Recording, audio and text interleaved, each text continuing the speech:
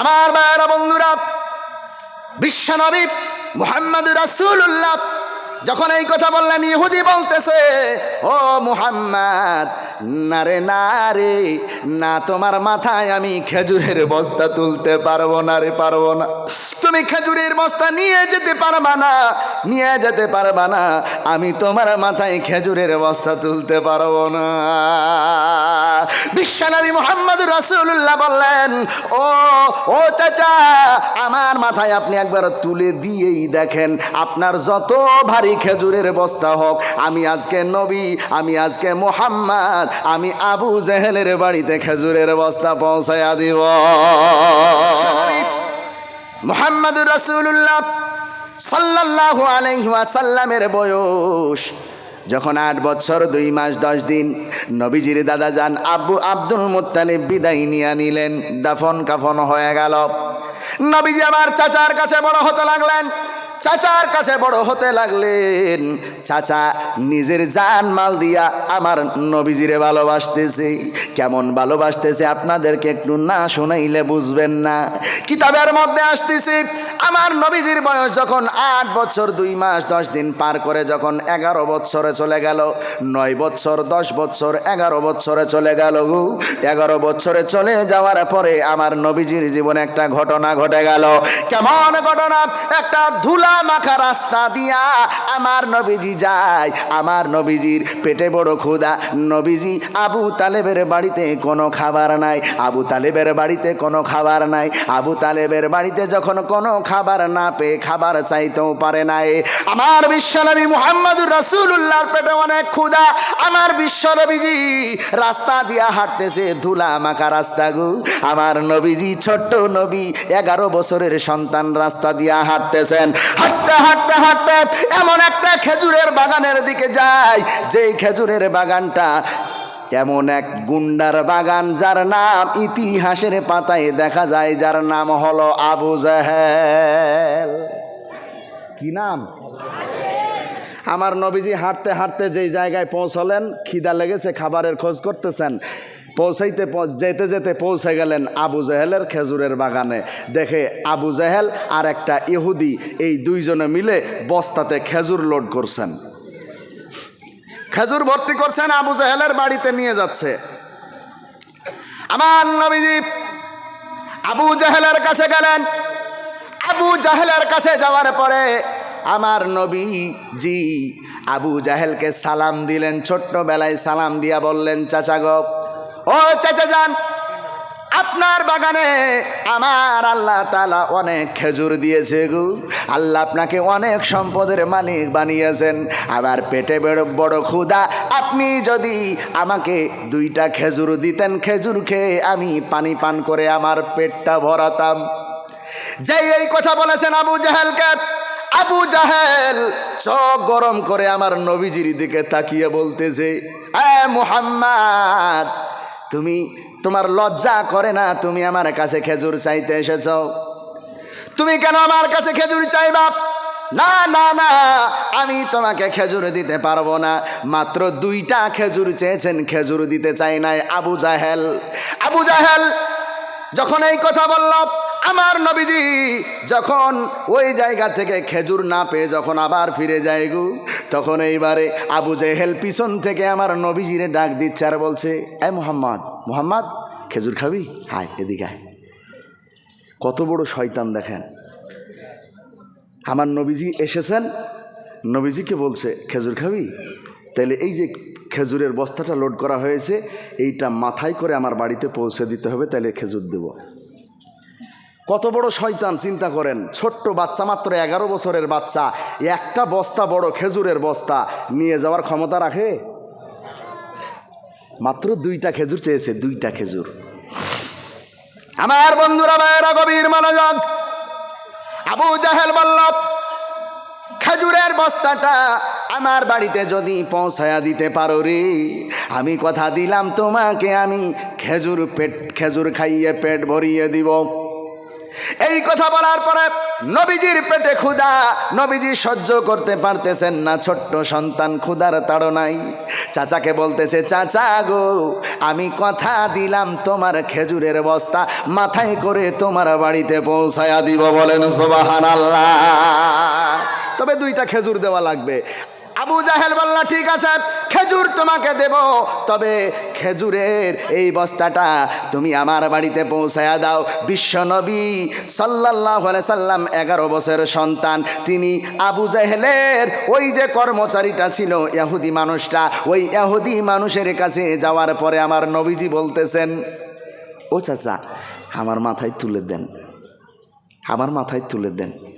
আচ্ছা আপনাদেরকে যদি কোনো ছোট বাচ্চা, এদের মতো বাচ্চা যদি ওই রকম একটা বড় বোঝা যদি আপনাদেরকে তুলে দিতে বলে, আপনারা তুলে দিবেন?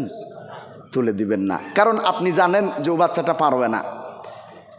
আমার ভাইয়েরা বন্ধুরা, বিশ্বনবী মুহাম্মদুর রাসূলুল্লাহ যখন এই কথা বললেন, ইহুদি বলতেছে, ও মুহাম্মদ না রে না রে না, তোমার মাথায় আমি খেজুরের বস্তা তুলতে পারবো না রে, পারবো না।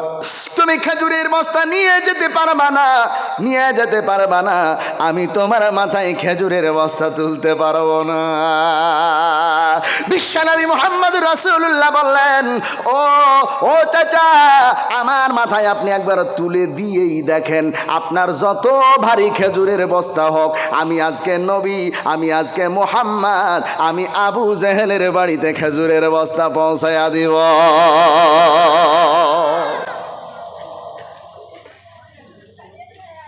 আমার নবীজির এই কথা শোনার পরে অবাক হয়ে তাকিয়ে আছে, অবাক হয়ে যদিও তাকিয়েছে, কিন্তু ইহুদির চোখ দিয়ে পানি ঝরছে। হাইরে 2টো খেজুর চাইল, আবু জেহেল দিল না। আহা, যে রহমাতাল লিল আলামিন সে খেজুর চেয়েছে, 2টা খেজুর, খেজুর দেয় নাই। এই আবু জাহেল ইহুদিকে ধমক দিল, এই ইহুদি কার সাথে তুমি গুজুর গুজুর করতেছে গো? না না না, তোমার চাকরি থাকবে না যদি ওর সাথে ভালোবাসা দেখাও, ওর মাথায় খেজুরের বস্তাটা উঠায়া দাও। বিশ্বনবী মুহাম্মদুর রাসূলুল্লাহর মাথায় খেজুরের বস্তাটা যখন উঠায়া দিয়েছে গো, আমার নবীজি 1 হাত দিয়ে খেজুরের বস্তা ধরেছেন, 11 বছরের সন্তান, আর 1 হাত নামিয়ে দিয়েছেন। নামিয়ে দেওয়ার পরে ইহুদি যত জোরে হাঁটে তার চাইতে জোরে জোরে হাঁটতে হাঁটতে আবু জেহেলের বাড়ির দরজায় খেজুরের বস্তা নামায়া দিয়েছে। শক্তি দিয়েছেন কে? আমার ভাইয়েরা বন্ধুরা, বিশ্বনবী যখন 11 বছরের সন্তান, যখন খেজুরের বস্তাটা আবু জেহেলের বাড়ির সামনে নামায়া দিছে, তখন ইহুদি মানুষটা দৌড় মেরে আবু জেহেলের কাছ থেকে অগ্রিম চলে আসছে। আসার পরে ওই খেজুরের বস্তাটা নামিয়ে দিয়েছে বাড়ির বাইরে। আবু জেহেল যদি দেখে নাই হয়তো আবার মোহাম্মদকে বকতে পারে। না না না, আমি বকতে দিব না, বকতে দিব না।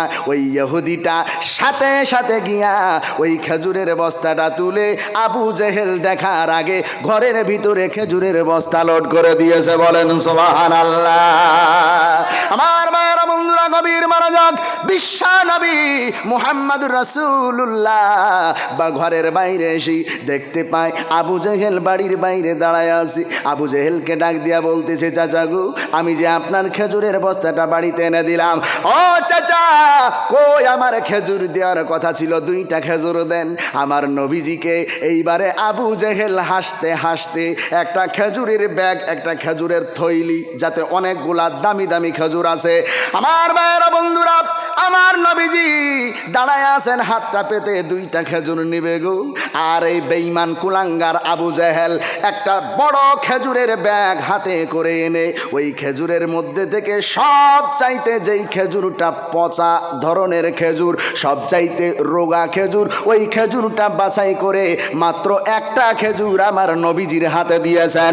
আমার বন্ধুরা ভাইয়েরা, একটা খেজুর আমার নবীজির হাতে দিয়া বলতেছেন, মোহাম্মদ রে, না না না, আমি আর খেজুর তোমার হাতে দিতে পারবো না, এই একটা খেজুর নিয়ে তুমি বিদায় হয়ে যাও।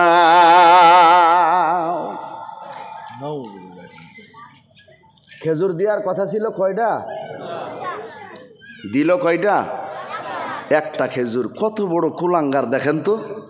তখন থেকে আমার নবীজিকে সবচাইতে যে বেশি জ্বালিয়েছে সে হলো এই আবু জেহেল। এই যে কত বড় ভণ্ড ছিল আর কত বড় জালিয়াতি মাল ছিল, বদরের যুদ্ধের ঘটনার দিন বলবো। আমার ভাইয়েরা, বন্ধুরা, বিশ্ব নবী রাহমাতাল লিল আলামিন যখন একটা খেজুর দিয়েছে তখন চাচাকে ডাক দিয়ে বলছে, চাচা, ও চাচা, আপনি না আমারে কথা দিলেন যে আপনার খেজুরের বস্তাটা বাড়িতে আনলে আপনি আমারে 2টা খেজুর দিবেন, আপনি একটা খেজুর দিলেন কেন? আমার নবীজির এই কথাটা বলাটা অপরাধ হয়ে গেছে। আবু জেহেল যখনই আমার নবীজি এই কথা বলেছে, সাথে সাথে আবু জেহেল তার ডান হাত দিয়া এমন জোরে আমার নবীজির গাল মুবারকে চড় মেরেছে। এ মুসলমান, এ মুসলমান, আমার নবীজির গাল মুবারকে চড় মেরেছে। আমার নবীজির হাতে যে খেজুরটা ছিল খেজুরটা পর্যন্ত চড়ের কারণে পড়ে গেছে। আমার নবীজি চোখে অন্ধকার দেখতে শুরু করেছেন চড়ের কারণে। আমার নবীজি ওখান থেকে খেজুর না নিয়ে দৌড়তে দৌড়তে পালিয়ে গেছেন। আমি আর মার খেতে পারবো না। আমার নবীজি পালিয়ে গেছেন। পালিয়ে যাওয়ার পরে আবু জেহেল হাসতে হাসতে ঘরে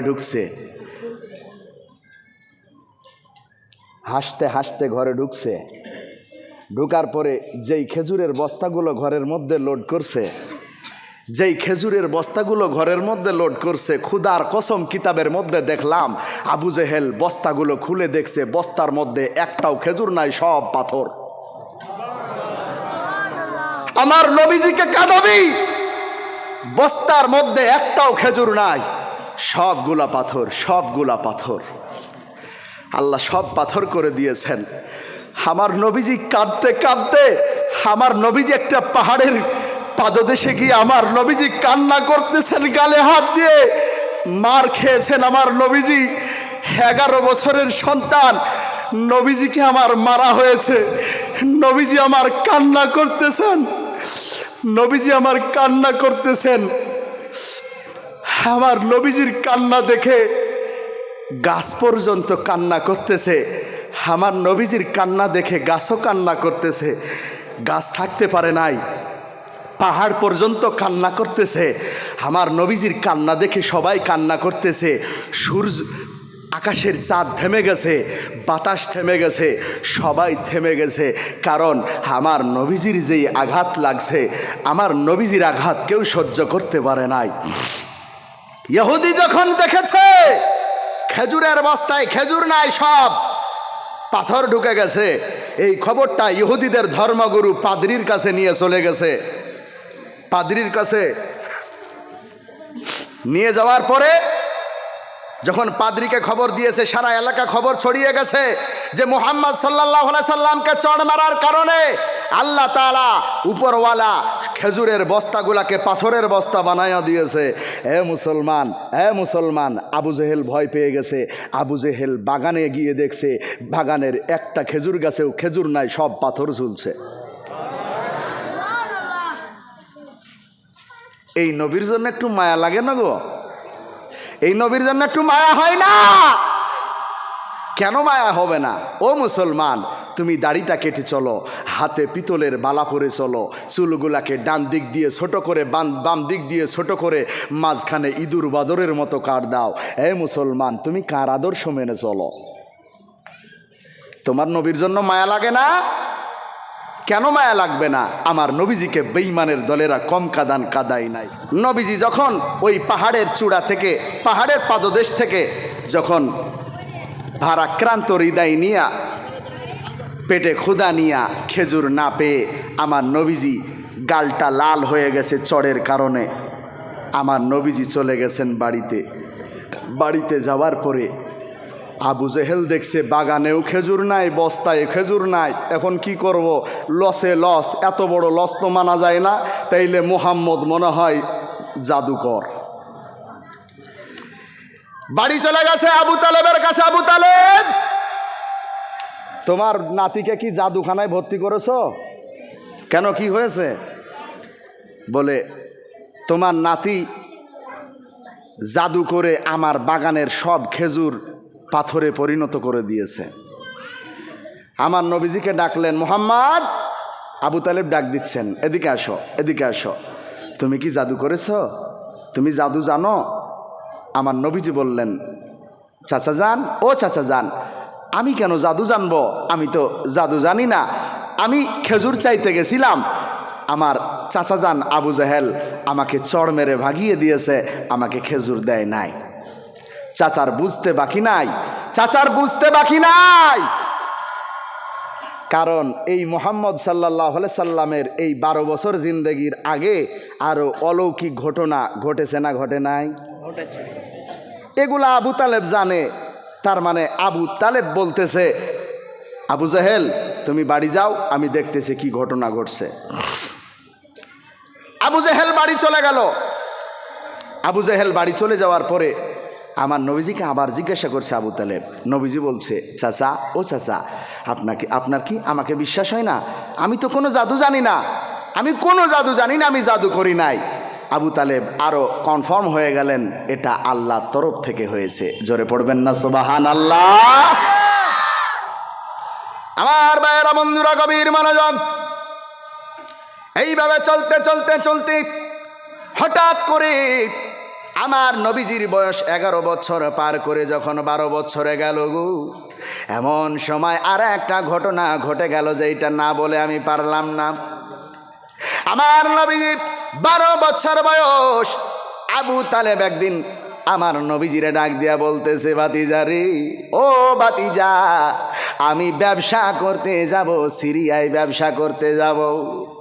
আমার নবীজি বললেন, চাচা গো, আমিও ব্যবসায় যাব, আমারে ব্যবসায় নিয়ে যাইতে হবে।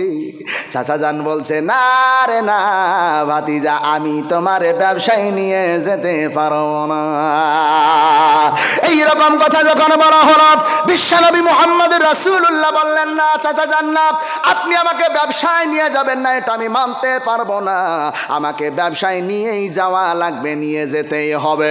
চাচা যান বললেন, না রে ভাতিজা না, তুমি এখন ছোট সন্তান, এখন যাইও না, এখন তোমাকে ব্যবসায় যেতে দিব না, ব্যবসায় আমি নিয়েও যাব না। নবীজি কান্না শুরু করলেন, কান্নায় বিভোর, এত কান্না, এত কান্না, এত কান্না। আমার নবীজি কান্না শুরু করেছেন।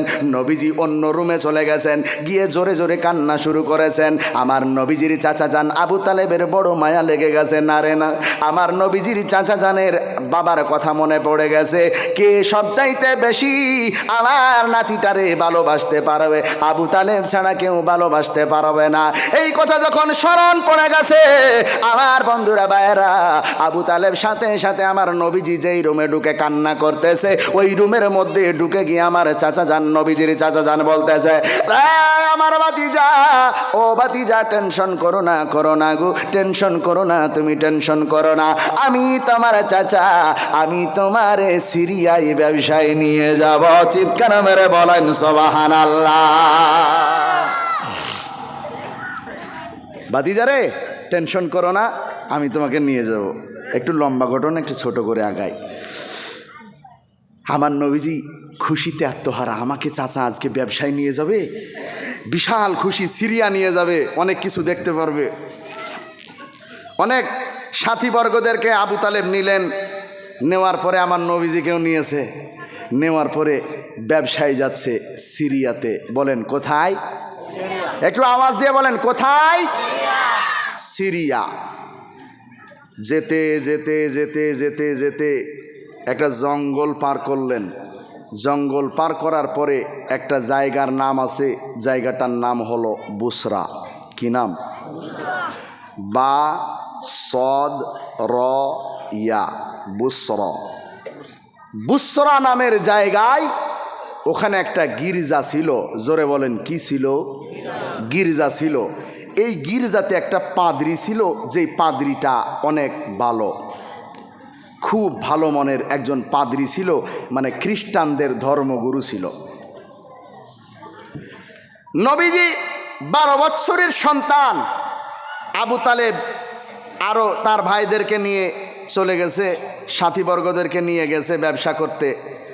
যেতে যেতে বুসরা নামের জায়গায় ওখানে একটু গির্জা দেখে আবু তালেব বলছে, এখানে থামো। তাবু গাড়া হলো, এখানে আমরা একটু রেস্ট করব, যেহেতু এখানে এই যে একটা গির্জা আছে, আমরা এখানে একটু আরাম করব, রেস্ট করব, তারপরে আমরা সিরিয়ায় আবার রওনা দিব। পাদ্রী আর দেরি করে নাই, পাদ্রী সাথে সাথে আমার নবীজির কাছে, আমার নবীজির চাচার কাছে আসলেন। আসার পরে বলতেছেন, ও পথিক, বলো বলো গো, তোমরা কোথায় থেকে সফর করতে করতে আসছো বলো। আবু তালেব বললেন, ও আমাদের ধর্মগুরু, ও পাদ্রী সাহেব, আমরা মক্কার জমিন থেকে আসছি গো, আমরা মক্কার জমিন থেকে আসছি। আমার ভাইয়েরা, বন্ধুরা, এই কথা বলার পরে ওই গির্জার পাদ্রী আবু তালেবকে ডাক দিয়া বলতেছেন, একটা কথা বলবো, কিছু মনে করবা না? তোমাদেরকে বললাম। পাদ্রী বলছে আবু তালেবকে যে একটা কথা বলবো, কিছু মনে করবেন না? এটা বলছি, তে বলছে বলেন, তাই বলছে। মাশাআল্লাহ। পাদ্রী যেই বলেছে একটা কথা বলবো, বলছে হ্যাঁ বলেন। বলছে, তোমার নাম আবু তালেব না? সুবহানাল্লাহ পড়লেন না? ওই যে তোমার ভাতিজা, এইটা তোমার ভাতিজা না? বলে হ্যাঁ আমার ভাতিজা। তুমি কি করে জানলা? আপনি কি করে জানলেন? বলে তোমার ভাতিজার নাম মুহাম্মদ না? তোমার ভাতিজার আব্বাও নাই, মাও নাই। সুবহানাল্লাহ পড়লেন না? আবু তালেব চমকে যাচ্ছে, ঘটনা কি? এখানকার পাদ্রী আমার বাড়ির খবর বলে কি করে? দিয়ে এবার পাদ্রী বলছে, আচ্ছা ঠিক আছে, তোমাকে আরও কিছু বলবো আমি, তবে যেহেতু এখানে তোমরা এসেছ, তাইলে আজকে দুপুরের খানাটা তোমরা আমার কাছে খাওয়া। তোমাদের সবার দাওয়াত থাকলো, দাওয়াত দিয়ে দিয়েছে। দিয়ে ঠিক আছে, কারণ দাওয়াত দেওয়ার কারণ কি জানেন? এই পাদ্রী জানে এই রাস্তা দিয়ে একদিন একটা ছেলে আসবে, যেটা তাওরাত কিতাবে আছে, পাদ্রী পড়েছে এটা, যেই ছেলেটা হবে আখিরি জামানার পয়গম্বর, রহমাতাল লিল আলামিন। এই ছেলেকে পরীক্ষা করার জন্য এখন পাদ্রী বলল তোমাদের দাওয়াত থাকলো। আমার বন্ধুরা, ভাইয়েরা, পাদ্রী যখন দাওয়াত দিয়ে দিল, আবু তালেব বলল, তাহলে আমাদের রান্না করার কোনো দরকার নাই, আমাদের খাবার তৈরি করার কোনো প্রয়োজন নাই, আমরা দুপুরবেলায় পাদ্রীর কাছে আমরা খাওয়া দাওয়া করব। খাওয়া দাওয়ার সময় হয়ে গেল। এদিকে পাদ্রী সাহেব এক বিশাল দস্তরখানা বিছালেন, এক বিশাল আইটেম করলেন খাওয়া দাওয়ার জন্য গো।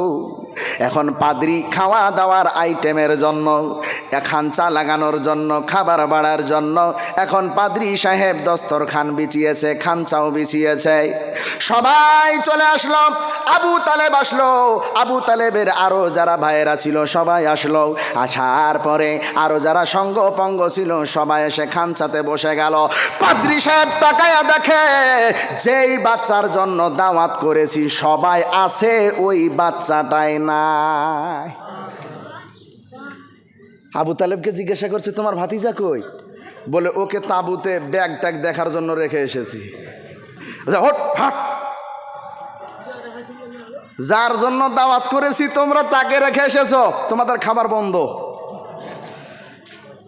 যাও তাড়াতাড়ি আনো, ওকে আনো। ওর জন্য তোমরা দাওয়াত পেয়েছো আর তোমরা ওকে রেখে এসেছো? আবু তালেব বলছে, কই রে, যা তাড়াতাড়ি আন, আমার ভাতিজাকে আন, নাইলে আজকে খাওয়া হবে না। ভাতিজাকে আনছে। আনার পরে আমার নবীজি জঙ্গলের কিনারা দিয়ে আসতেছেন। পাদ্রী তাকায়া তাকায়া দেখতেছে। ঘটনা কি? পাদ্রী দেখছে এমন কিছু ঘটনা যেইটা খাওয়া দাওয়া হয়ে গেছে। খাওয়া দাওয়া হওয়ার পরে আবু তালেবকে পাদ্রী ডাক দিয়া বলতেছে, এই আবু তালেব, আবু তালেব, আমি যেইটা সন্দেহ করছি এইটার মধ্যে কোনো সন্দেহ নাই। কি সন্দেহ করছি জানো? এই তোমার ভাতিজা, ইনি হবেন আখিরি জামানার পয়গম্বর। কারণ কি জানো? আমি দাওয়াত করেছি একটাই কারণ, তোমার ভাতিজা যখন খানা খাবে আমি দেখব এর মধ্যে কি গুণ আছে। পাদ্রী সাহেব বলতেছি, লক্ষ্য করলাম তোমার লোকেরা তোমার ভাতিজাকে যখন জঙ্গলের কিনারা ওই তাবু থেকে হাঁটায়া হাঁটায়া আনছিল গো, তাকায়া দেখলাম জঙ্গলের গাছগুলা একটাও খাড়া দাঁড়িয়ে নাই, সমস্ত গাছগুলা ওই সন্তানকে সেজদায় পড়ে গেছে। শুধু এইটুকু না, তোমার ভাতিজা যখন খানা খাইতে বসছিল রে, খানা খাইতে বসলু, খানাগুলা যখন লোকমাগুলো মুখে তুলতেছিল, তাকায়া দেখলাম ওই খানার লোকমাগুলা সবাই একে অপরের সঙ্গে মারামারি লাগিয়েছে, সবাই যুদ্ধ করতেছে।